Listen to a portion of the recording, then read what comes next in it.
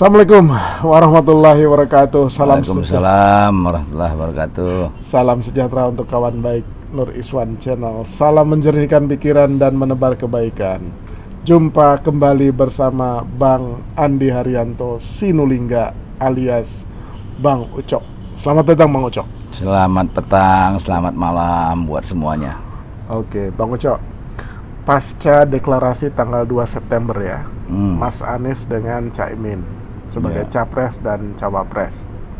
Itu ada dua setidaknya fenomena yang menarik itu. Pertama, Kaesang itu jadi ketua umum PSI. Jadi KTA-nya hanya beberapa hari dan langsung menjadi ketua umum PSI. Yang kedua, itu ada survei, ya kita sebut saja karena media massa juga sudah nyebut ya kan, SMRC itu dia langsung 2 kali survei itu. Jadi hasilnya kata SMRC ya efek Caimin bergabung ke Mas Anies itu terutama di Jawa Timur itu nggak terasa alias nggak ada lah efeknya gitu. Jadi Mas Anies dan Caimin tetap buncit tuh. Nah, kita awali obrolan kita dengan 2 drama itu.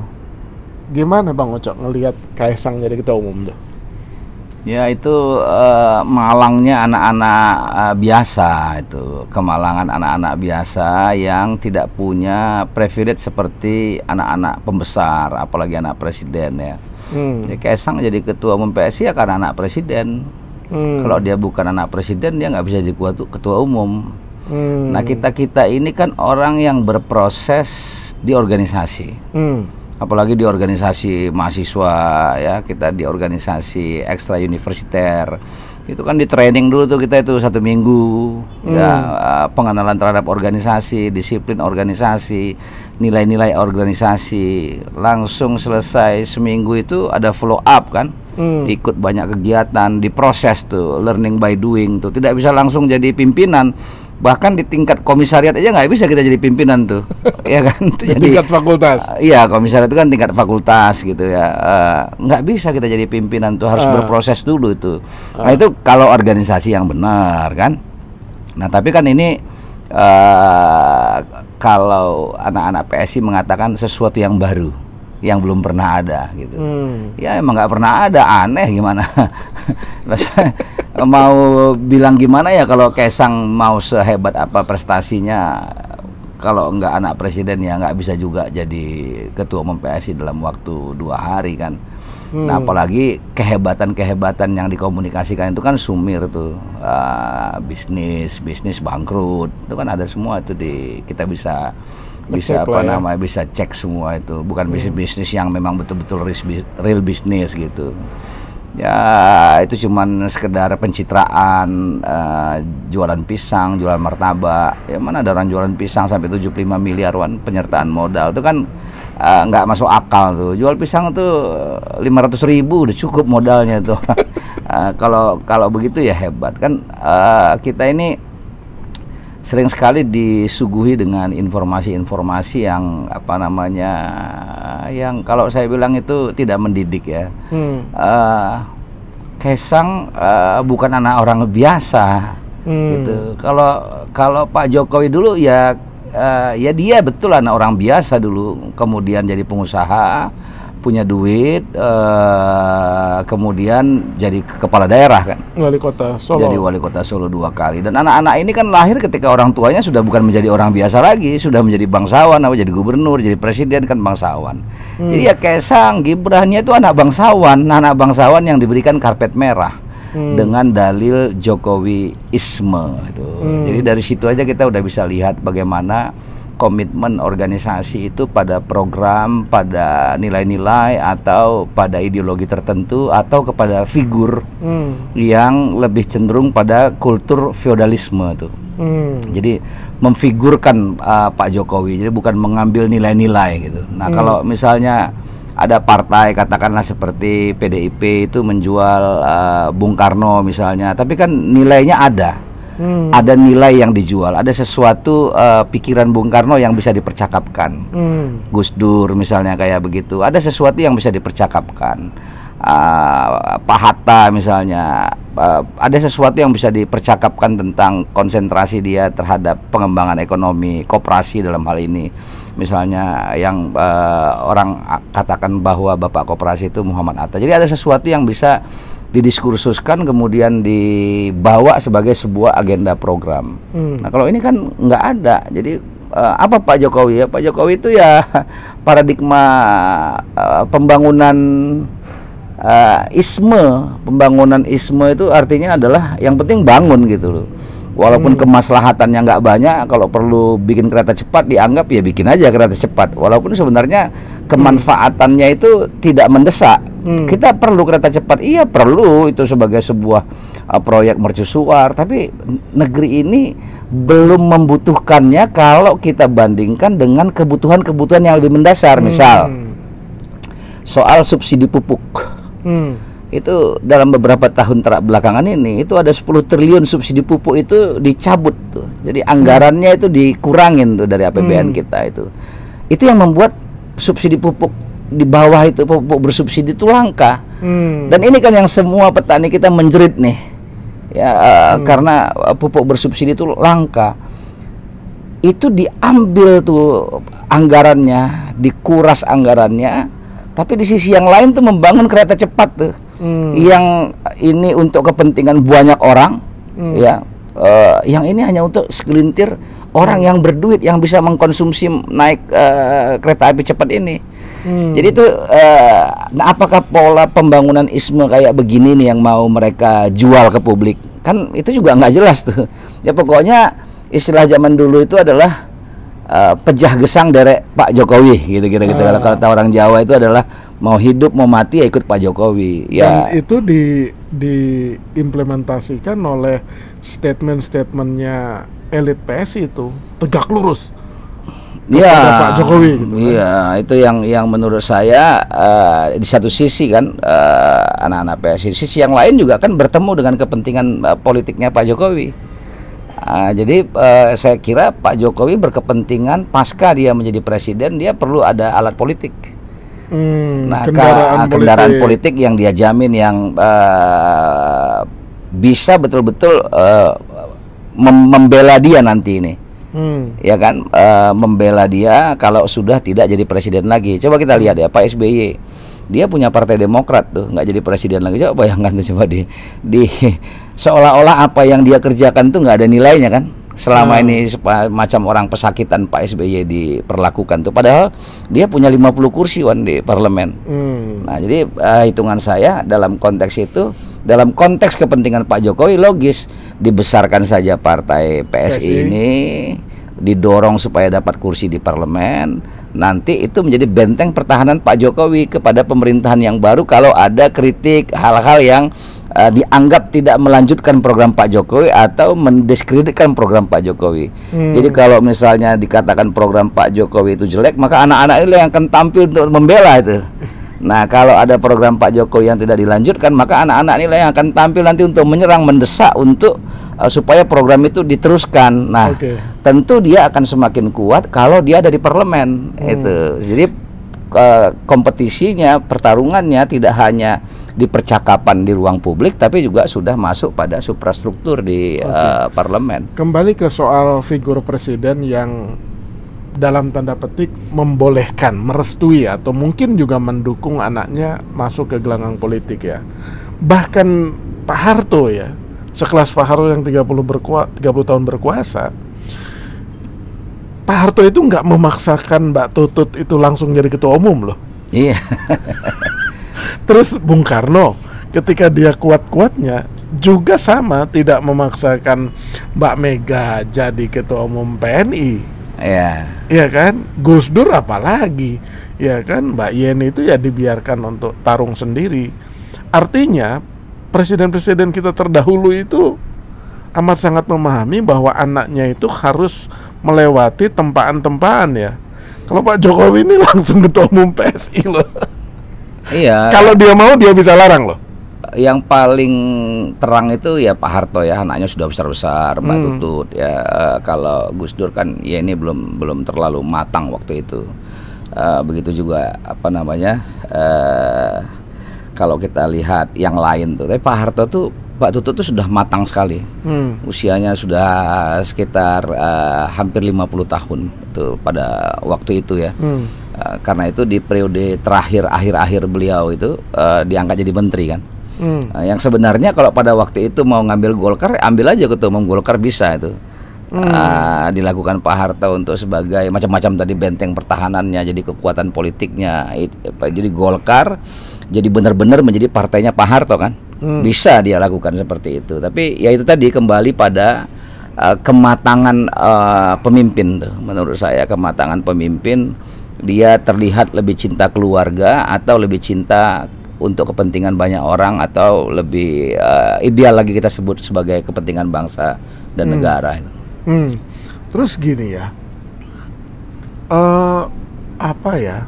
Jadi semua masyarakat itu ya akhirnya terkaget-kaget. Tapi ya katakanlah kita pakai paradigma demokrasi lah. Ya ini kan bagian dari demokrasi. Kebetulan memang semua elit PSI, dari mulai Jeffrey Govani, Grace Natali, Giring, bahkan mungkin DPW dan DPD-nya kader-kader PSI, itulah tidak ada protes sama sekali, bahkan sangat memuja dan membolehkan dan menginginkan Kaisang tuh jadi ketua umum. Ya, atas nama demokrasi gitu loh. Pemahaman saya tentang demokrasi ya. Jadi pemahaman saya itu tentang demokrasi. Jadi saya di Golkar, saya itu orang yang menentang aklamasi. Karena bagi saya aklamasi itu adalah bentuk represif dari kekuatan elit. Bukan kalau dia diberikan musyawarah, misalnya, itu pasti ada perbedaan. Nggak mungkin. Bahkan di dalam hukum saja, Wan, tuh kalau kita lihat hakim-hakim itu ada dissenting opinion tuh. Itu jumlahnya 5 orang, 9 orang kalau di Mahkamah Konstitusi misalnya itu. Apalagi jumlahnya itu daerah-daerah itu 38 sekarang provinsi, kemudian 514 kabupaten kota. Itu nggak mungkin orang duduk bermusyawarah terus kemudian aklamasi, itu nggak mungkin tuh. Nah, itu satu yang pertama. Yang kedua, apa mungkin elitnya itu tidak punya perbedaan kepentingan? Nggak mungkin. Jadi demokrasi menurut saya itu adalah ruang kompetisi yang disediakan tuh secara beradab. Nah, karena itu pemilihan itu menjadi cerminannya. Makanya coba lihat ya, coba perhatikan. Kita lihat aja di zaman era reformasi, jangan kita lihat Orde Baru, zaman era di Golkar ya. Waktu Pak JK berkompetisi sama Pak Akbar di Bali. Pak JK sudah wakil presiden, dia punya kekuasaan kan? Tapi kompetisi, Wan, voting. Jadi daerah-daerah tidak ada tekanan, tidak ada pemaksaan harus untuk aklamasi, itu nggak ada tuh. Tapi voting, iya silakan Pak Akbar cari pengaruh ke daerah-daerah, Pak JK walaupun dia sebagai wakil presiden, dia juga cari pengaruh ke daerah-daerah. Betul, Pak JK menang pada waktu itu. Nah, kita lihat lagi ketika setelah Pak JK Munas di Riau, itu kompetisinya itu ada Pak Yusuf, ada Pak Abu Rizal Bakri, dan ada Pak Surya Paloh. SBY itu mendukung Pak Abu Rizal Bakri. Tapi tidak ada menggunakan kekuasaan dalam bentuk apapun untuk membuat atas nama musyawarah, disepakatin satu orang gitu. Jadi Pak SBY mendorong untuk mendukung Pak Abu Rizal Bakri, ya cari dukungan di bawah. Pak Surya cari dukungan di bawah, kemudian di vote gitu. Nah, dan kita lihat hasilnya, betul Pak Abu Rizal Bakri menang. Pak Surya, Pak Yusuf Kalla sebagai wapres, masih wapres pada waktu itu, mendukung Pak Surya Paloh. Jadi presidennya mendukung Abu Rizal Bakri, wakil presidennya mendukung Surya Paloh. Nah, itu menurut saya itu itulah iklim demokrasi yang benar tuh. Nah, kemudian ketika Pak Jokowi periode pertama, masih Pak Jokowi JK, coba kita lihat tuh, terjadi kompetisi yang bagus, terpilih Pak Setia Novanto. Nah, tapi Golkar kemari, nah itu sudah mulai tertanam tuh atas dasar musyawarah mufakat. Inilah demokrasi Pancasila. Ditentukanlah Erlangga Hartarto jadi ketua umum. Pertanyaannya muncul, apa itu keinginan DPD-DPD di bawah? Tidak, itu keinginan elit. Nah itu bisa dibaca kalau tidak ada endorsement Pak Jokowi dan kemudian endorsement itu diarahkan untuk bagaimana aklamasi supaya semua sama dan ada calon-calon yang maju di komunikasikan supaya harus mundur. Nah itu sebagai sebuah fakta politik yang menurut saya tidak sehat, tidak sehat. Nah saya kasih contoh satu lagi, misalnya contoh dulu ini Bang Ical itu, Bang Abu Rizal Bakri itu dia sebagai ketua Dewan Penasehat, ketua umumnya Setia Novanto, Golkar. Anak mantunya namanya Topan tuh maju Musda DKI. Kalau dia mau menggunakan kekuasaannya, dia bilang kepada Setia Novanto, ketua umum, ini harga diri saya, anak saya harus jadi ketua DKI. Mudah sekali, Wan. Mudah sekali. Tapi apa yang dilakukan oleh Bang Ical? Dia bilang sama dia, Topan, ini DKI ini satu hari konsolidasinya nggak lama-lama, nggak seperti daerah lain. Kabupaten kotanya cuma 6. Ormas-ormasnya bisa dijumpain tuh 2 hari selesai. Kau lobby, kau kerja gitu. Kerja, bertarung sama Fayakun namanya itu. Menantunya Pak Muladi. Bertarung. Kalah Topan, man. Sama Fayakun itu ya? Sama Fayakun. Dan Bang Abu Rizal Bakri biasa saja. Ya, itu demokrasi. Itu pertarungan tuh. Dan itu yang menurut saya yang membuat kultur berdemokrasi itu jadi lebih sehat, ada kematangan tuh. Jadi nggak ada variabel-variabel karena dia menantunya Bang Abu Rizal Bakri gitu, karena dia punya privilege, karena bisa menekan ketua umum, bisa menekan kabupaten-kabupaten kota. Kan kita nggak pernah dengar nih anak-anak ini apa benar tuh ada pengurus-pengurus PSI itu di kabupaten kota, di provinsi, apa benar kan kita nggak tahu. Coba Anda jalan lewat, Anda kan di Banten tuh, masuk ke Pandeglang, masuk ke ini, coba lihat di mana kantor mereka itu. Dan kita nggak pernah lihat ada musyawarahnya. Iya. Jadi anak-anak muda yang seharusnya dinamis, mengkontrol orang tua lebih mudah, Wan.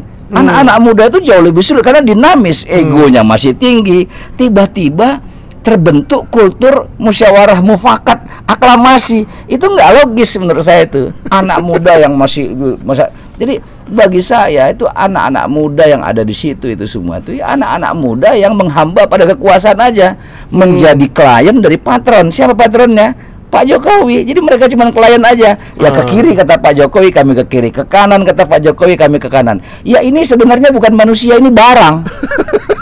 Kalau manusia nggak mungkin begitu. Manusia pasti berpikir dia robot lah. Iya, ini barang ini yang bisa kalau dikata Pak Jokowi pinggirkan ke kanan ya ke kanan. Kalau pinggirkan ke kiri. Manusia nggak bisa kayak barang. Jadi bagi saya ya ini barang-barang yang berbentuk manusia aja yang kemudian coba lihat tuh tampil di TV dengan berbagai argumentasi. Jadi itu yang saya bilang selalu mengatakan ini anak-anak masih muda-muda. Tapi mereka sudah tua sebelum waktunya. Mereka kayak orang-orang tua itu yang jago bersilat lidah, melakukan pembenaran-pembenaran terhadap nilai-nilai yang justru dia gaungkan. Dulu kan mereka ini yang menolak politik dinasti. Dan itu ada semua, jejak rekamnya semua ada. Bahkan ada yang mengutip dalil-dalil agama untuk menegaskan bahwa politik dinasti itu nggak baik, macam-macam. Tapi sekarang mereka lakukan itu dan bikin pembenaran tuh. Jadi sebenarnya apa bedanya partai ini dengan partai-partai yang sudah ada? Nah itu yang saya anggap bahwa ya, tapi ya begitulah, ya mudah-mudahan sukses gitu ya. Walaupun saya yakin sekali masyarakat kita ngerti yang gini-gini itu. Jadi masyarakat kita ini coba lihat, Wan ya, ada kesenjangan yang luar biasa. Pejabat-pejabat hidup dengan luar biasa. Itu makanya kalau perhatikan kalau pejabat ditangkap KPK, belum tentu salah pejabat ini. Tapi masyarakat kita senang aja tepuk tangan. Padahal KPK-nya juga brengsek, Wan. Ya kan? KPK-nya juga brengsek, banyak pelanggaran-pelanggaran dilakukan. Tapi ketika ada pejabat yang ditangkap, masyarakat kita senang. Kenapa? Karena dalam kepalanya itu ada semacam hambatan psikologis. Ini pejabat-pejabat ngurusin dirinya sendiri, nggak ngurusin rakyat dan segala macam. Dan apalagi ini sama ini ingin menjadikan anak-anak muda Gen Z ini, anak usia muda yang katanya pemilihnya ini bisa lebih dari 50% nanti pada yang akan datang, milenial sampai 63% katanya itu. Kan ini yang mau diatasnamakan ini. Jadi mau diatasnamakan, mau dijadikan komoditas politik buat mereka itu. Dan saya meyakini udah banyak orang gitu yang atas nama buruh lah, atas nama anak muda. Dulu kan juga PRD Budiman Sujatmiko juga menjual anak-anak muda kan, dan sekian macam gitu. Tapi kan anak-anak muda itu kan nggak bodoh.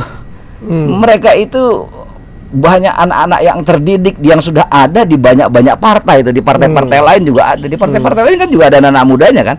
Dia juga membuat kanal-kanal supaya anak-anak muda itu tersalurkan. Kayak kita di Golkar misalnya, coba lihat di Golkar tuh ada Dito, anak muda, belum 30 tahun kalau saya tidak salah, 30 tahun mungkin usianya, kira-kira kurang lebih kayak begitu. Jadi Menpora, Jerry jadi menteri, Wamen. Dan kalau kita lihat komposisi di DPP di daerah tuh anak-anak muda. Ada Maman Abdurrahman udah jadi ketua Golkar Kalimantan Barat, jadi pimpinan komisi. Jadi di Golkar sendiri itu membuat kanal tuh buat anak-anak muda itu. Ya mungkin di partai lain juga kayak begitu, membuat kanal anak muda itu, sehingga nggak bisa ada satu partai itu mengklaim bahwa sebagai dia sebagai partai anak muda. Enggak, ini partai orang tua, ini partainya Pak Jokowi. Mengharapkan approval rating Pak Jokowi yang tinggi menurut hasil survei ya, bukan menurut saya, menurut hasil survei itu diharapkan bisa memberikan simpati kepada PSI. Mengharapkan, lagi-lagi kata survei nih, 15% endorsement Pak Jokowi itu akan diikutin publik. Kalau kata Pak Jokowi pilih A, 15% akan ikut ke A. Kalau kata Pak Jokowi pilih ke B, maka 15% ikut ke B. Jadi mengharapkan endorsement ini. Dan kalau di survei, saya yakin sekali kalau pakai model-model survei yang ada ini sekarang ini, saya yakin sekali dengan masuknya Kaisang pasti ada penambahan popularitas PSI. Pasti itu.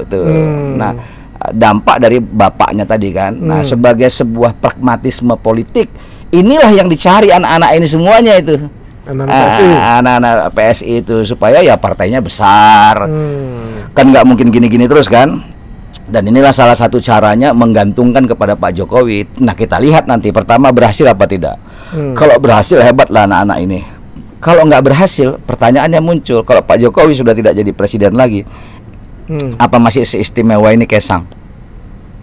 Kalau tidak tembus parliamentary threshold, nanti waktu lagi yang akan menjawab. Itu maksudnya. Itu sekarang ini kan kita memberikan gambaran-gambaran aja yang toh pada waktunya nanti adalah judgement yang paling tepat, yang paling nyata nanti itu. Jadi akhirnya masyarakat melihat PSI itu ya partainya Jokowi lah kan? Siapanya gitu, mudahnya begitu. Jadi itu partainya Pak Jokowi yang dipimpin oleh anaknya. Dan Pak Jokowi kan restu kan, bahkan mengatakan waktu habis pidato mengatakan bagus gitu. Jadi seperti partainya Pak SBY yang dipimpin AHY lah, kira-kira gitu. Ya kalau Pak SBY ya sama seperti itu, bedanya Pak SBY tidak lagi presiden. AHY memimpin partai itu ketika Pak SBY sudah tidak lagi presiden. Itu perbedaannya itu. Jadi itu jelas bedanya di situ. Ini masih presiden, masih punya banyak privilege yang kalau tidak bijaksana itu banyak sekali orang menggunakan privilege kekuasaan itu untuk kepentingan subjektif dirinya itu. Nah itu yang kalau nggak dijaga itu, makanya. Padahal dulu ya Mas Gibran sama Mas Kaisang itu ya selalu ngomong tidak tertarik dengan politik tuh kalau zaman dulu ya kan. Walaupun akhirnya sekarang ya berlabuh, yang satu jadi wali kota, yang ya mantunya juga wali kota di Medan, kemudian yang di sini. Jadi seperti orang melihatnya ya kayak mumpung saya masih jadi presiden deh, saya landingkan semua anak saya di dunia politik gitu loh. Kalau nggak jadi presiden akan mungkin sulit ya kan. Dulu kita dukung Pak Jokowi karena itu, karena komitmen itu. Anak-anaknya nggak berbisnis, tidak akan berpolitik, bukan hanya berpolitik, berbisnis di APBN lah istilahnya. Jadi bukan hanya APBN, tidak berbisnis. Berbisnis itu bisa berbisnis APBN, bisa berbisnis yang dilakukan Kaisang. Jadi kata kuncinya adalah yang saya mau katakan, kenapa kita dulu mendukung Pak Jokowi itu karena komitmen itu. Dia dari orang latar belakang biasa, kemudian jadi kepala daerah, dan ada komitmen anak-anaknya tidak berbisnis, tidak berpolitik, seperti itu kan, itu yang membuat simpati kepada Pak Jokowi. Nah tapi kan ketika berkuasa ternyata kenyataannya lain tuh. Anak mantu mendapatkan kemudahan ya untuk menjadi wali kota. Walaupun ada orang bilang itu kan demokrasi. Iya demokrasi, tapi kalau bukan anak presiden, dia nggak akan terpilih itu. Nggak akan terpilih itu kalau dia bukan anak presiden pada waktu itu. Sama kayak sekarang ini. saya dengar teman-teman di DPR lagi bukan hanya mewacanakan, sudah kayaknya akan kejadian ini, memajukan pilkada dari November ke September. Kalau November Pak Jokowi sudah tidak lagi presiden, tapi kalau September Pak Jokowi masih presiden tuh. Nah itu kan juga orang bisa menyimpulkan kayak begitu. Untuk apa dipercepat? Untuk apa dipercepat? Ya kalau memang betul Gibran dikehendakin publik, dikehendakin masyarakat, katakanlah opininya dia mau maju di Jakarta dan di Jawa Tengah, ya mau tahun depan sekali lagi pun kalau emang dikehendakin, walaupun bapaknya nggak jadi presiden juga ya orang pasti pilih juga gitu. Jadi itu yang menurut saya hal-hal kayak gitu yang tidak kita dapatkan sekarang, nilai-nilai yang membuat orang merasa ya akhirnya sama aja gitu Pak Jokowi dengan pejabat-pejabat yang sudah pernah ada, bahkan lebih ekstrim lagi gitu loh. Jadi nggak ada sesuatu yang baru lagi, yang dulu kita bilang nih baru Pak Jokowi ini begitu, nggak ada, sama aja, bahkan lebih ekstrim menurut saya. Nah, ya Pak Jokowi kan ujungnya juga ingin dalam tanda petik melanjutkan keberlanjutan itu dengan mengendorse hanya Ganjar dan Prabowo. Hampir tidak pernah, kecuali kemarin dia ngasih statement silakan pilih 3 figur itu ya. Nah, dengan endorsement seperti itu ya kultur atau hal-hal yang tadi terjadi ya, anak-anaknya punya privilege sendiri jadi tokoh, mungkin akan dilanjutkan kalau yang terpilih itu Prabowo atau Ganjar. Mungkin nggak gitu? Keberlanjutan itu keniscayaan, Wan. Walaupun kita potong era Orde Baru itu, banyak juga model-model pembangunan Orde Baru yang kita kerjakan juga. Bahkan orang merindukan kembali Orde Baru itu, bukan hanya masyarakat, elit. Misalnya saya mengatakan, orang menceritakan kembali bagaimana koperasi unit desa yang sukses di zaman Orde Baru. Dan menghasilkan sistem pertanian yang menghasilkan swasembada pangan. Kemudian posyandu. Ketika sekarang stunting menjadi isu, orang ngomong lagi posyandu. Nah itu kan barang yang sudah ada di zaman Orde Baru. Jadi prinsipnya kalau dia bagus, pasti dilanjutkan. Pasti dilanjutkan, nggak perlu itu nggak perlu harus ada kekuatan politik, nggak perlu, sepanjang dia bagus. Coba lihat sekarang itu di Sulawesi, di Sumatera, dalam situasi yang kekeringan sekarang, El Nino katanya itu kan sekarang itu, coba lihat tuh, masih banyak nggak orang yang bersawah bagus? Masih banyak. Dari mana pengairannya? Dari irigasi yang dibangun oleh Orde Baru. Pertanyaannya muncul hari ini ketika ada perubahan dari Orde Baru ke Orde Reformasi, pertanyaannya, apakah berubah dari ada irigasi menjadi tidak ada irigasi? Kan tetap ada irigasi, bahkan ditambah irigasi itu. Jadi kalau Pak Jokowi mengatakan dia membangun irigasi hari ini, itu artinya dia melanjutkan pembangunan zaman Pak SBY, melanjutkan pembangunan zaman pemerintah sebelumnya, dan melanjutkan pembangunan di zaman Orde Baru. Tidak ada yang terputus di situ itu, karena dia juga bangun irigasi, yang dulu juga bangun irigasi. Pak Harto bangun jalan tol, dia juga bangun jalan tol. Jadi apa yang baru sesungguhnya dari Pak Jokowi ini? Nggak ada yang baru. Nggak ada yang baru. Tapi kalau kita lihat kampanye Pak Jokowi 2004, kan perubahan. 2014. Perubahan, pertanyaannya muncul, kok Pak Jokowi boleh kampanye perubahan? Kok orang lain nggak boleh kampanye perubahan? Kok dia boleh mengatakan kita harus berubah? Lah, terus kenapa orang lain nggak boleh menyatakan kita harus berubah? Tersinggung. Pertanyaannya, kalau dia mengatakan kita harus berubah, apa itu nggak menyinggung Pak SBY pada waktu itu? Nah itu maksudnya tuh, ketika dia di Pak SBY masih presiden, dia menarasikan perubahan, nawacita macam-macam, kita harus swasembada pangan. Bodoh kali kita ini, nggak bisa semua kita ada. Masa kita impor-impor? Kalau kita akan jadi presiden sama Pak JK nanti kita akan stop impor pangan, stop impor macam-macam. Pokoknya ngomongnya keren banget, bukalah itu segala macam itu kan. Itu kan sebenarnya kalau orang pakai baperan kan tersinggung SBY itu. Nah hari ini dia orang kampanye perubahan, dia tersinggung. Loh, maksudnya tuh tidaklah, yang bagus dilanjutkan. Yang tidak bagus ya kita rubah. Misalnya contoh yang saya katakan tadi, pakai skala prioritas. Kalau dengan uang yang ada, mana yang lebih penting untuk kepentingan pupuk masyarakat, para petani atau untuk kepentingan segelintir elit nih. Kereta cepat. Kereta api cepat misalnya. Kita butuh kalau bisa dua-duanya, kalau bisa lebih dari itu lagi. Tapi ketika harus memilih, kita harus manfaatkan uang yang ada ini untuk yang mendesak. Nah, untuk cara berpikir seperti yang saya sampaikan ini tidak ada di periode Pak Jokowi, karena itu perlu dirubah model seperti ini. Gitu loh. Kalau cuman membangun bikin waduk irigasi, bikin apa lagi kereta cepat, itu bukan Pak Jokowi yang bangun, ada teknokrat yang bangun itu. Bikin irigasi ada teknokrat yang bangun tuh, PUPR yang kerjakan. Yang paling penting itu adalah will pemerintahnya tuh, mau apa ini kita ini dengan situasi masyarakat kita begini. Itu menurut saya. Jadi kalau memang bagus nggak perlu dikawal-kawal, nggak perlu ada pengawalan. Kalau memang bagus itu akan didorong oleh masyarakat sendiri yang mendesak itu. Misalnya contoh kayak IKN, kalau memang IKN itu bagus, maka siapapun yang mau menghentikan IKN itu akan berhadapan sama rakyat, bukan berhadapan sama PSI, gitu. Ini kan cara berpikirnya ini. Kalau misalnya jalan-jalan model pembangunan ini investasi yang baik kayak di Rempang katakanlah kayak begitu. Kalau itu baik, Wan, itu masyarakat akan dukung. Tidak mungkin ada penolakan sepanjang itu baik. Nah, itu aja cara berpikir kita itu. Pertanyaannya, pembangunan ISME itu membawa kemaslahatan buat siapa? Itu pertanyaannya tuh. Buat segelintir orang-orang kaya atau buat masyarakat banyak yang masih banyak pendapatannya itu miskin dan di atas miskin sedikit. Nah, itu yang menurut saya kita harus konstruksikan lagi cara berpikir itu dengan benar.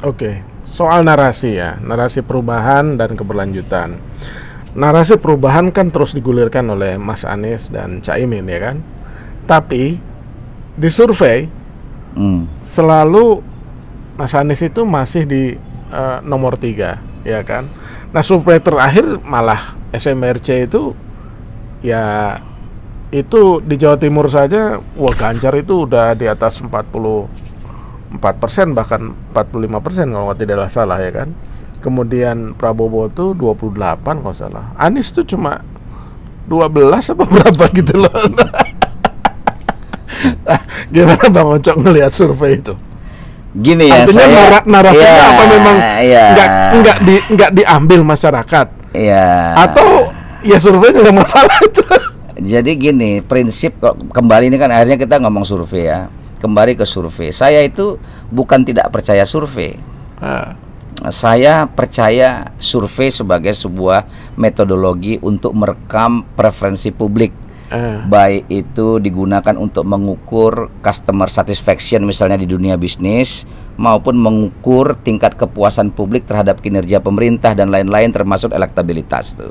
Saya percaya itu sebagai sebuah model, bukan nggak percaya. Sama begini, Wan, kita percaya nggak sama dokter? Percaya kita sama dokter tuh. Tapi pertanyaannya, apakah sama semua dokter kita percaya? Banyak juga kan malpraktek, Wan. Nah, jadi problem hari ini adalah menurut saya banyak malpraktek survei. itu. Nah, khususnya yang survei-survei yang bilang tadi saya sebut aja tadi disebut SMRC. SMRC itu punya record buruk. Contoh record buruk yang pertama adalah dia ikut menjadi pemain tuh, pemiliknya namanya Saiful Mujani, Research and Consulting tuh ya. Di Banten itu ikut jadi pemain tuh, bayar orang pakai duit tuh untuk pilih Jokowi. Dan dia akuin tuh, cuman dia bilang itu bukan money politik pengakuannya itu. Dan dia bilang juga di sini, dan itu rekamannya ada semua tuh di digital tuh. Saya nggak punya kepentingan, saya nggak kepingin jadi pejabat gitu. Saya cuman kepingin Jokowi terpilih, dia bilang nggak. Jadi menurut saya tindakan itu tidak tepat. Di satu sisi sebagai pengamat politik, sebagai konsultan politik, tapi di sisi sebagai pemain yang berpihak tuh. Nah, jadi menurut saya hari ini pun itu terang. Coba kalau kita lihat tuh peneliti-penelitinya, coba buka tuh Twitter tuh, lihat tuh bagaimana komen-komennya. Kita udah bisa lihat preferensinya bahwa ini pendukung Ganjar. Jadi itu yang menurut saya tuh contoh ya, misalnya survei terakhir nih yang dilakukan oleh SMRC. Jadi menurut saya survei itu terlalu memaksakan. Apa bukti terlalu memaksakan? Survei di Jawa Timur dengan telepon dari 20 sampai 22 September kalau saya nggak salah. 20 sampai 22 September. Berarti 3 hari dilakukan survei dengan telepon. Itu diambil dengan telepon, itu 140 responden, Wan. Itu artinya kalau 38 kabupaten kota di Provinsi Jawa Timur itu ada yang 3, ada yang 4. Jadi setengahnya 3, setengahnya itu 4 responden. Jadi kalau misalnya di kota Surabaya 2 juta lebih pemilihnya, itu cuma 4 respondennya, Wan. Nah, kan muncul pertanyaan, bagaimana yang 4 responden ini mewakili keseluruhan populasi yang jutaan itu? Itu kenapa? Nah, karena itu tergambar tuh dari yang mereka katakan margin of errornya itu 8,5% margin of errornya.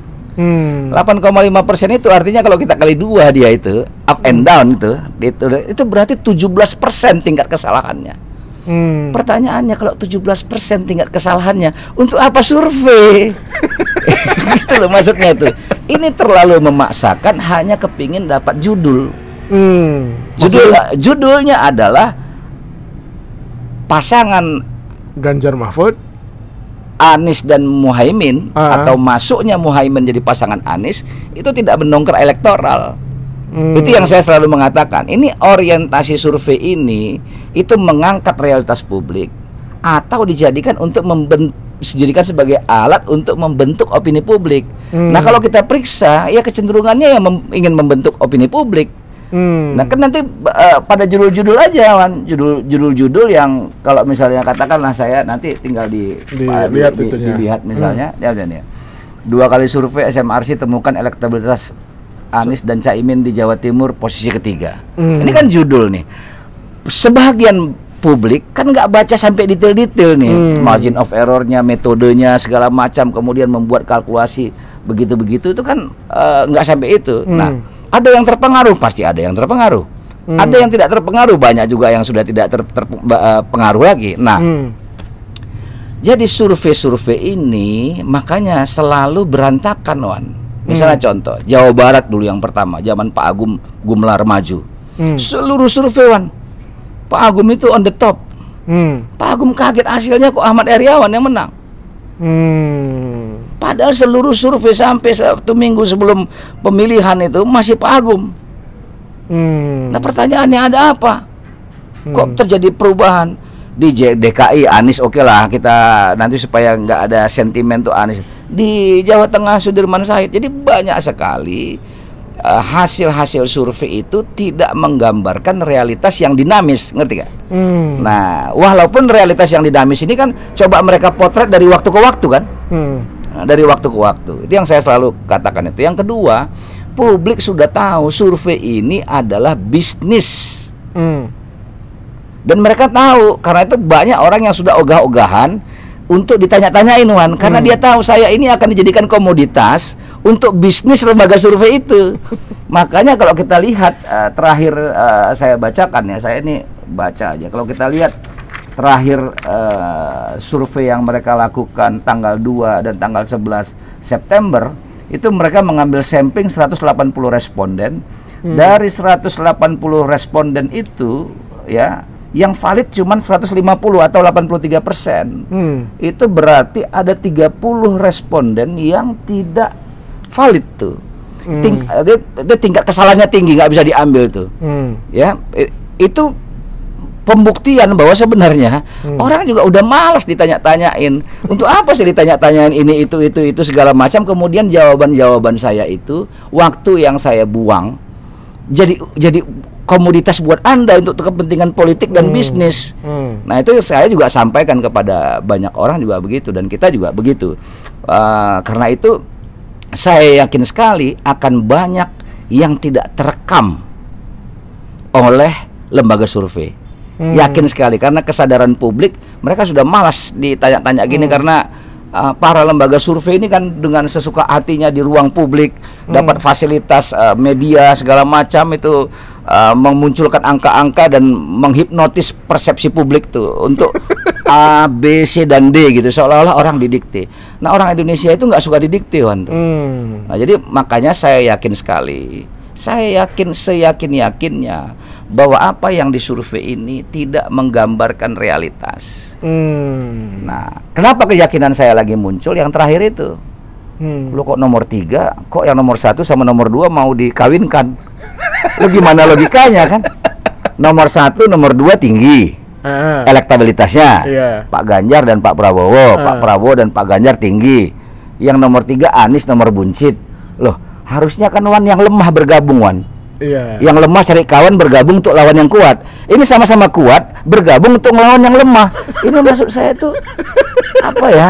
Kok jadi kayak begini itu gitu loh. Maksud saya tuh inilah yang menurut saya yang menurut akal sehat masyarakat awam. Kok ada itu dia kuat, dia berkoalisi untuk ngelawan yang lemah. Di mana-mana yang lemah cari teman lagi biar kuat untuk ngelawan yang kuat kan, kan? Iya, kalau sudah kalau sudah kuat ngapain koalisi? Ngapain koalisi lagi? Ya tarung aja. Maksudnya tuh. Nah, itu yang atau mungkin kebalikannya ya. Jadi sebenarnya yang dianggap lemah itu yang nomor 3 itu jangan-jangan mengkuat beneran. Sehingga saya ginilah, menang atau tidak itu nanti ya sang waktu nanti yang akan menentukan. Tapi sebagai sebuah kompetisi, kalau kita lihat pendapat para pengamat dan surveyor yang putih, nah, saya menggunakan survei putih aja ini ya, yang benar tuh, maka semua akan mengatakan bahwa kompetisi ini ketat. Tidak ada yang bisa mengatakan ini yang lebih kuat daripada ini apapun bisa terjadi dengan waktu yang panjang itu. Nah, kita lihat nanti. Kalau saya sih sebagai pendukung Anies senang-senang aja dibilang lemah. Semakin underdog kita semakin senang. Itu. Kita ini kan semakin underdog kita senang, bukan karena orang kuat lalu kita masuk untuk ikut menang. Tidak, kita mau yang lemah, kita masuk tambah kuat. Kawan-kawan masuk tambah kuat. Nah, kalau pejuang harus begitu kan. Kalau ikut yang kuat itu zaman ikut yang menang, nempel namanya itu. Nah, kita semakin berhadapan dengan kelompok yang kuat, kita makin semangat. Kalau sudah kuat, ngapain lagi kita di situ? Ngapain kita di situ? Udah kuat, ya kan? Dia nggak ada artinya kita di situ. Jadi saya selalu bilang, kenapa dukung Anies sama Caimin? Lemah. Nah, ya saya dukung yang lemah. Dan itu ajaran tuh buat saya, itu doktrin berpihak pada yang lemah. Jadi saya berpihak kepada Anies Baswedan. Makanya saya ajak kawan-kawan itu, ayo kita berpihak kepada yang lemah. Siapa yang lemah? Anies dan Caimin. Menurut lembaga survei, mari kita berpihak kepada ini. Pada yang lemah ini, ya kan? Rame-rame kita banyak-banyak untuk mendukung yang lemah gitu loh. Biarkan aja mereka merasa kuat. Ngelihat SMRC itu emang punya preferensi yang udah cukup telanjang lah ke Ganjar. Wah, telanjang itu. Dan mereka kan yang termasuk mendorong dengan survei ini, kemudian ya sudah tahap awal sudah berhasil, tahap awal dicalonkan oleh PDIP. Nah, ini kan sekarang dibentuk lagi opini supaya Ganjar tetap on the top, Pak Prabowo nomor 2. Karena itu ya Pak Prabowo maulah jadi cawapresnya Ganjar gitu. Nanti ini coba nanti lihat kecenderungan trennya. Perhatikan nanti. Itu kecenderungan trennya itu nanti Pak Prabowo itu akan turun elektabilitasnya. Akan turun. Nah, nanti ini kan direkam nih ya. Nanti kalau saya salah minta maaf, tapi kalau benar mudah-mudahan ini nggak membuat saya itu jumawa gitu ya. Tapi saya meyakini itu bahwa nanti setiap survei itu kecenderungan Pak Prabowo akan turun. Supaya apa? Supaya terbius untuk mau jadi nomor 2. Yang penting berangkat jadi capres dan cawapres gitu tuh. Jadi skenario itu ada itu untuk supaya Pak Prabowo mau jadi cawapres. Kalau dari surveinya yang lu sebut tadi itu. Jadi saya yakin sekali itu kecenderungan Pak Prabowo itu turun. Nanti Anies agak naik-naik sedikit, ditakut-takutin gitu ya kan. Sehingga supaya duduk nih. Jadi kira-kira daripada itu menang kan lebih bagus kita bagi-bagi kan, kira-kira kayak gitu kan. Gitu. Loh, kok maksudnya gini, kok daripada itu yang menang? Ya itu nggak ada jalan menang dong kalau katanya bilang nomor buncit terus. Ya kan? Harusnya kan kayak gitu kan, lemah. Masa kok kita bilang masa kok itu menang, masa yang lemah menang, ya gimana cara apa itu? Maksud saya itu udahlah, ini orang sudah tahu semua, Wan, sudah tahu orang di bawah itu di Sumatera itu Anies kuat, Pak Prabowo juga lumayan kuat, himpitan dia, Wan. Ganjar nomor 3 di sana. Itu kita yang di bawah-bawah ini semua tahu dan kerja itu tahu. Di Banten Pak Prabowo, Pak Anies. DKI Jawa Barat itu Prabowo, Anies Prabowo gitu. Jadi Ganjar itu kan itu cuma punya modal Jawa Tengah, Jawa Timur. Modalnya cuma di situ. Jadi kalau saya bilang sebenarnya dia tokoh nasional, tidak, tokoh lokal itu. Bukan tokoh nasional itu.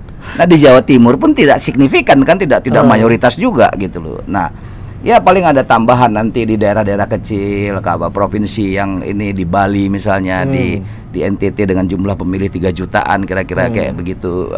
Tapi di Sulawesi juga lihat kemarin tuh orang sampai begitu luar biasa besarnya euforia itu. Di situ juga Sulawesi itu warnanya itu satu provinsi itu 13 jutaan pemilihnya tuan tuh. 13 juta pemilihnya itu kecenderungannya itu kalau nggak Anies, coba tanya, kalau nggak Anies pasti Pak Prabowo, kalau nggak Pak Prabowo pasti Anies. Itu kecenderungannya tuh Ganjar kecil tuh. Nah, begitu juga di Kalimantan tuh. Jadi sebenarnya di mana mau diambil ini? Di mana? Nah, jadi kalau saya selalu ingin mengatakan begitu aja, udah kompetisi ini biarkan dia berjalan. Supaya dia adem, 3. Nanti ya kalau misalnya ada yang maju ke putaran kedua, yang tinggal putaran gua bergabung, pilih mana yang suka bergabung. Tapi kan membangun opini seperti yang dilakukan beberapa lembaga survei mungkin ya. Membangun opini itu kan juga bagian dari ikhtiar untuk memenangkan kompetisi itu, Bang Ucap. Iya, bagi dia yang saya persoalkan itu adalah begini, independensi. Ketika lo menyampaikan data itu harus valid dan independen. Data itu tidak boleh bias kepentingan politik. Karena ini kan ruang publik ini, Wan. Nah, beda kalau misalnya para politisi, misalnya saya menggambarkan data menurut versi internal di partai saya. Dan itu harus disampaikan, data ini internal dari partai saya. Berarti dia data ini data yang dipandangin partisan. Nah, data ini data parsial nih, data kelompok dari Partai Golkar. Jadi orang harus tahu, oh itu data mereka gitu. Nah sekarang data ini data siapa? Nah pertanyaannya kan muncul tuh, apa betul data mandiri, data independen? Nah kita lihat jejak rekamnya, Wan. Nah kalau menurut saya jejak rekamnya itu tidak bisa kita katakan mandiri. Ini adalah jejak rekam partisan, berpihak. Nah itu harus kita sampaikan. Kenapa kita harus sampaikan? Supaya yang belum mendengar menjadi dengar, mudah-mudahan bisa paham yang kita sampaikan, sehingga orang membaca itu utuh, Wan. Utuh. Misalnya kayak saya, saya ngomong jelas identitas saya sebagai siapa? Sebagai pendukung Anies Baswedan. Orang tahu. Jadi jangan saya merubah diri jadi pengamat seolah-olah saya independen, tapi sesungguhnya saya pendukung Anies Baswedan. Itu nggak boleh. Itu yang nggak boleh itu. Jadi saya seolah-olah pengamat, tapi sesungguhnya saya pendukung Anies Baswedan. Saya konsultan di sana, terus saya menari-nari di ruang publik tuh membohongi publik. Itu yang nggak boleh. Nah kalau kita masih komit terhadap nilai-nilai yang kita anggap produktif untuk iklim demokrasi bangsa ini, itu loh. Kalau kita masih komit, kalau nggak komit itu juga hak dia. Sebagai sebuah hak kan buktinya nggak ada yang larang juga dia begitu. Tapi jangan larang juga kita mengomentarinya gitu loh. Ya kan begitu, nggak bisa dilarang juga kita mengomentarinya. Dia menduga-duga orang kan di layar kaca kan selalu begitu. Tapi jangan juga larang kita menduga-duga dia. Nah ya itulah demokrasi menurut saya, sehingga nanti ini terhambur ke ruang publik. Nanti publik yang akan menyaring mana yang memang layak dipegang, mana yang tidak layak, yang perlu dibuang, kira-kira kayak gitu. Tapi kan memang lembaga ini ya nampak sekali dari 2 kali survei itu selalu narasinya bahwa Caimin itu nggak ngefek lah bergabung ke sana dan tidak ngefek mengangkat suara Anies di Jawa Timur kan. Ada nampak sekali itu. Survei yang terbaru dirilis, tapi survei itu kan tanggal 25 sampai tanggal 3 September. Artinya yang indikator ini yang baru dirilis kan, indikator. Jadi 25 Agustus sampai 3 September, sampai satu hari setelah deklarasi Anies Imin. Nah kalau kita lihat dari hasil survei mereka itu berbeda sekali dengan jarak waktu yang dekat. Itu kenapa hasilnya beda? Itu pertanyaannya itu. Kenapa hasilnya beda? Kalau memang mesinnya sama, algoritmanya sama, statistiknya sama, saya yakin dia nggak akan jauh beda. nggak akan jauh beda. Itu karena itu saya meyakini sekali bahwa peta di bawah itu dinamis, Wan. Nah, karena peta di bawah itu dinamis, dan dalam konteks itu memang kita perlu lembaga survei, perlu survei yang metodologisnya itu nggak usah kita pungkirin lagi, itu oke lah itu. Karena itu untuk memotret itu kan kita lihat peta yang dinamis itu. Nah, yang saya sedang bicarakan tadi adalah ini kalau kita analogikan dokter, ini dokter yang benar nih apa dokter yang malpraktek nih gitu loh. Jadi maksud saya itu yang saya mau persoalkan sehingga publik tahu. Oh, kalau dia membaca hasil survei dari lembaga ini, menurut saya dia dengar omongan saya tuh, oh ini jejak rekamnya begini, gitu loh. Kan kita perlu juga menyampaikan kalau misalnya ada saudara kita sakit, teman kita sakit, ke dokter itu. Kalau kita tahu di situ nggak bagus ya kita sampaikan, jangan ke situ, ke dokter itu aja. Nah, kira-kira itu saya hanya ingin menyampaikan supaya publik tahu mana yang perlu didengar. Nah, sebelum ini lagi kemarin tuh dengan waktu yang bersamaan kan, ini kan dia tanggal berapa ini? Tanggal 20 sampai 22 September kan. Nah, kemarin juga di waktu yang sama kan, Indoriset. Oh, Indoriset ya. Itu hasilnya beda sekali, malah jomplang. Malah terjadi kenaikan elektabilitas Anies di Jawa Timur. Dan dua-dua ini, SMRC dan Indoriset ini ada dalam persepi, dalam asosiasi yang sama dalam mereka ini punya organisasi, asosiasi para peneliti survei ini. Untuk itu kan bisa dilihat data mentahnya, diaudit mereka itu dalam. Kalau salah, audit aja itu. Nah, pertanyaannya, kok beda?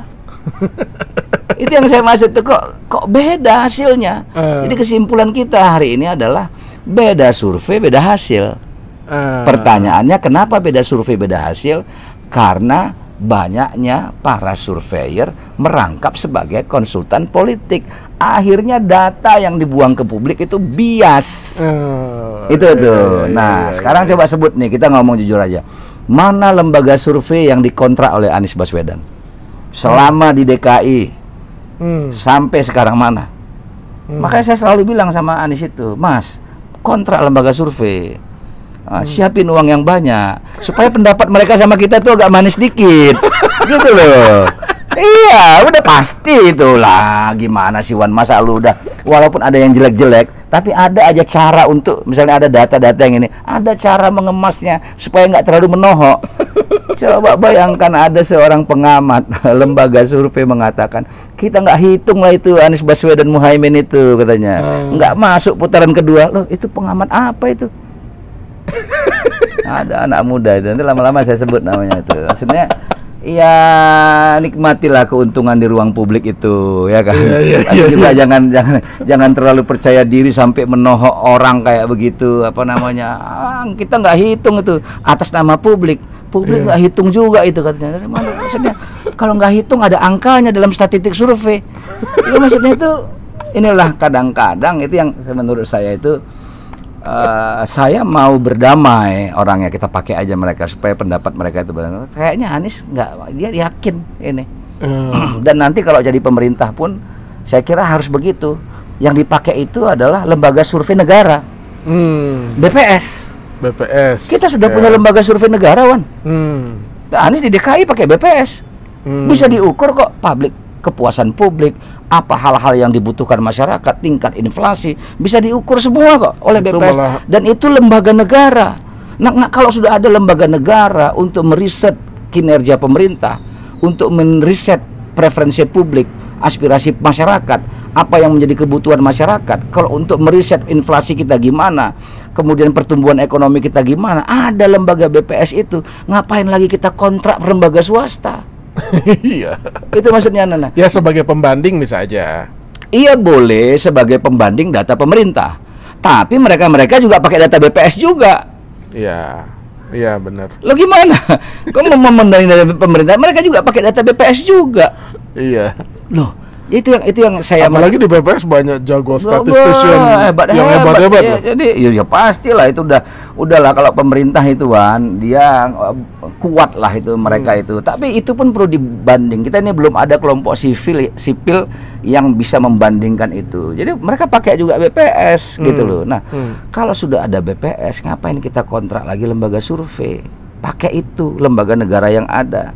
Jadi itulah pakai BPS. Jadi jangan lagi negara itu menggunakan lembaga-lembaga survei yang di bawah tangan tuh. Jadi tidak pakai uang negara tapi pakai uang-uang dari pihak-pihak lain tuh, hanya untuk ingin mendapatkan gambaran-gambaran yang sesuai dengan selera politik para penguasa tuh. Tuh saya concern saya di situan. Maksudnya tentang kepuasan kinerja pemerintah itu yang kemudian nampak di ruang publik melalui approval rating terhadap Pak Jokowi dari berbagai lembaga survei, itu maksudnya kan? Iya, bisa dilihat dari BPS tuh masyarakat puasnya dengan kinerja pemerintah di bidang apa, yang tidak puas di bidang apa, itu kan bisa dicek. BPS jago itu kan dia, lebih lengkap data mereka itu setiap tahun tuh dari report BPS tuh, dan setiap tahun kita kutip tuh dia kan per triwulan apa setahun bisa 3 atau 4 kali mereka itu melakukan apa namanya riset di bawah tentang pertumbuhan ekonomi dan lain-lain. Jangan-jangan mungkin sudah cuma nggak dipublish saja. Ya dan memang nggak boleh, itu kan dokumentasi negara yang sifatnya kebutuhan publik boleh dirilis kan. Tapi yang sifatnya untuk kepentingan politik para penguasa ya nggak boleh, Wan. Nggak boleh. Jadi perlengkapan negara ini untuk kepentingan publik, bukan untuk kepentingan politik yang menduduki jabatan publik itu. Itu prinsipnya itu. Oh, jadi maksudnya itu apabila ingin menentukan kebijakan prioritas yang diperlukan oleh masyarakat, gunakan BPS itu. Iya, jadi lebih nampak program, misalnya program pertanian pemerintah, masyarakat petani itu puas nggak? Kan bisa dilihat. Tuh misalnya saya lihat soal approval rating ya. Coba kita lihat nih, nanti bisa ditampilkan tuh ya soal melihat bagaimana kinerja presiden kita, bagaimana melihat kondisi keamanan, kondisi ekonomi nasional dan kondisi politik nih. Misalnya contoh nih, kondisi ekonomi nasional kita. Ini ada indikator survei ya. Ini saya baca kan ini.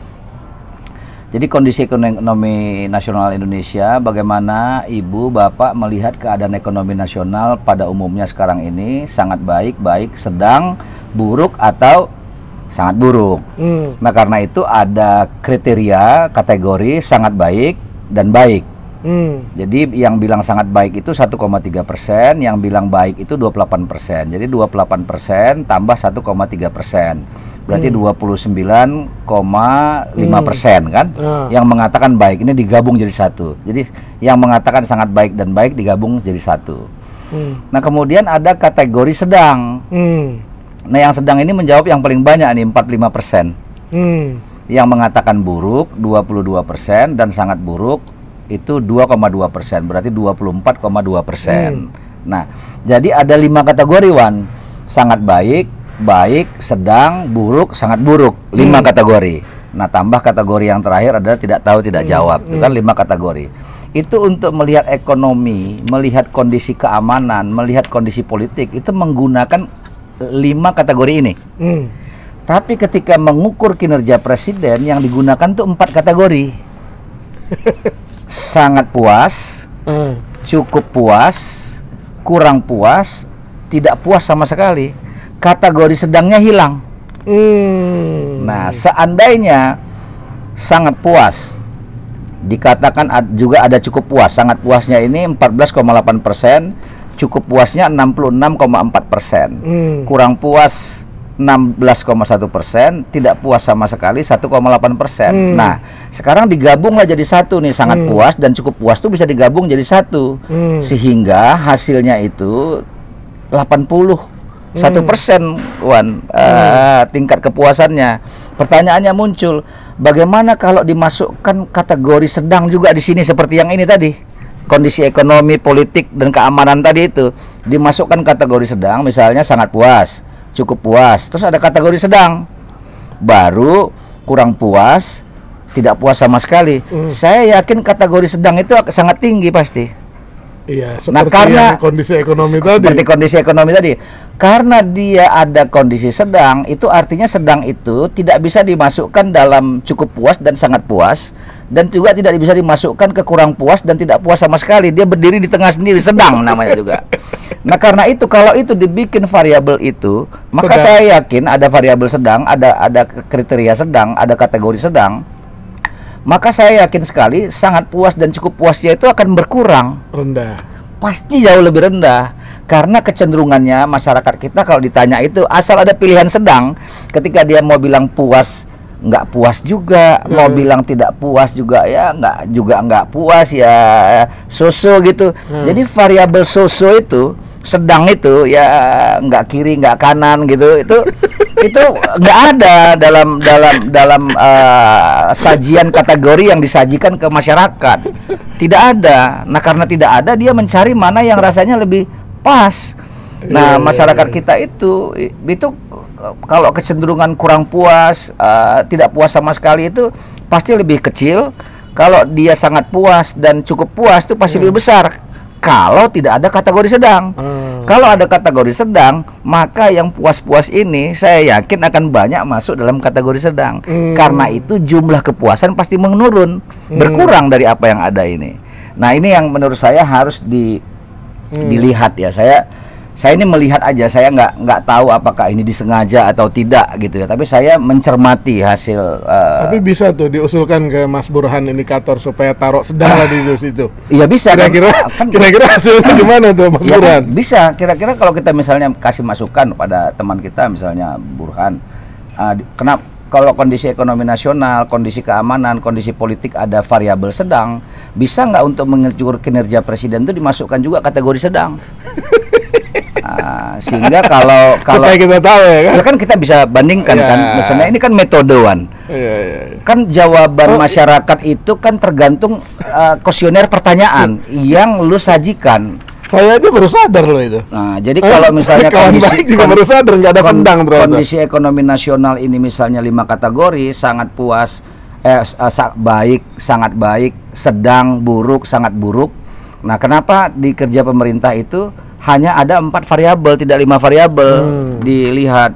Misalnya sangat puas, cukup puas, sedang, kurang puas, sangat tidak puas. Nah, kategori sedang ini tidak ada dalam mengukur kinerja presiden. Nah, itu yang menurut saya yang perlu dicermati. Ya, mudah-mudahan dengan kita bicara ini didengar dan besok dijadikan sebagai tambahan kategorisasi. Ada kategori sedang. Nanti kita lihat apakah tetap begini hasilnya atau berbeda. Nah, saya tidak memberikan judgement kalau di sini. Iya. Tapi itu menarik juga tuh, karena banyak kawan baik juga sadar nggak ada sedang itu di kinerja presiden.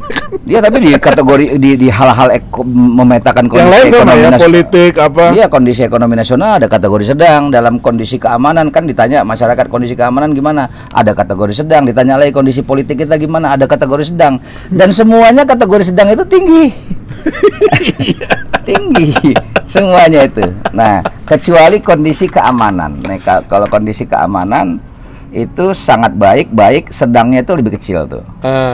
Tapi kalau kondisi ekonomi itu sedangnya yang paling tinggi 45% kondisi ekonomi nasional, kemudian kondisi politik nasional itu 42%. Dia mengalahkan baik, sangat baik dan mengalahkan buruk dan sangat buruk gitu loh.